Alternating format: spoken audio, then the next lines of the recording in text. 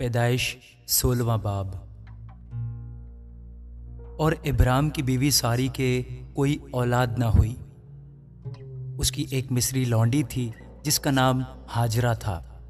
اور ساری نے ابرام سے کہا کہ دیکھ، خداوند نے مجھے تو اولاد سے محروم رکھا ہے، سو تو میری لونڈی کے پاس جا، شاید اس سے میرا گھر آباد ہو۔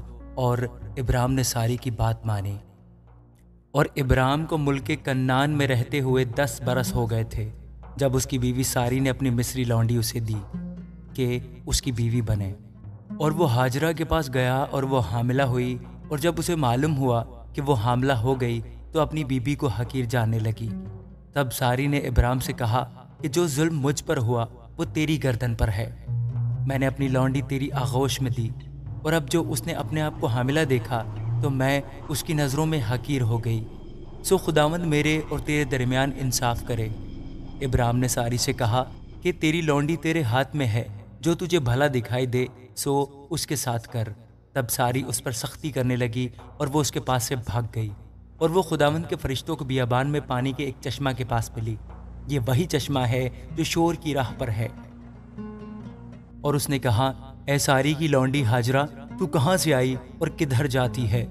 اس نے کہا، میں اپنی بیوی ساری کے پاس سے بھاگ آئی ہوں۔ خداوند کا فرشتہ نے اس سے کہا کہ تو اپنی بیوی کے پاس لوٹ جا اور اپنے کو اس کے قبضہ میں کر دے۔ اور خداوند کے فرشتہ نے اس سے کہا، میں تیری اولاد کو بہت بڑھاؤں گا، یہاں تک کہ کثرت کے سبب سے اس کا شمار نہ ہو سکے گا۔ اور خداوند کے فرشتہ نے اس سے کہا کہ تو حاملہ ہے اور تیرے بیٹا ہوگا، اس کا نام اسماعیل رکھنا، اس لیے کہ خداوند نے تیرا دکھ سن لیا۔ وہ گورخر کی طرح آزاد مرد ہوگا، اس کا ہاتھ سب کے خلاف اور سب کے ہاتھ اس کے خلاف ہوں گے، اور وہ اپنے سب بھائیوں کے سامنے بسا رہے گا۔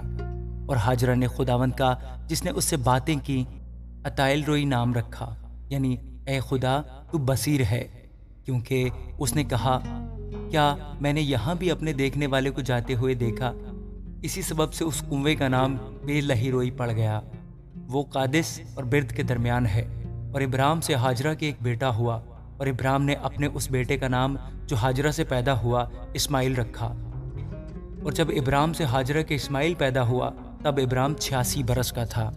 آمین۔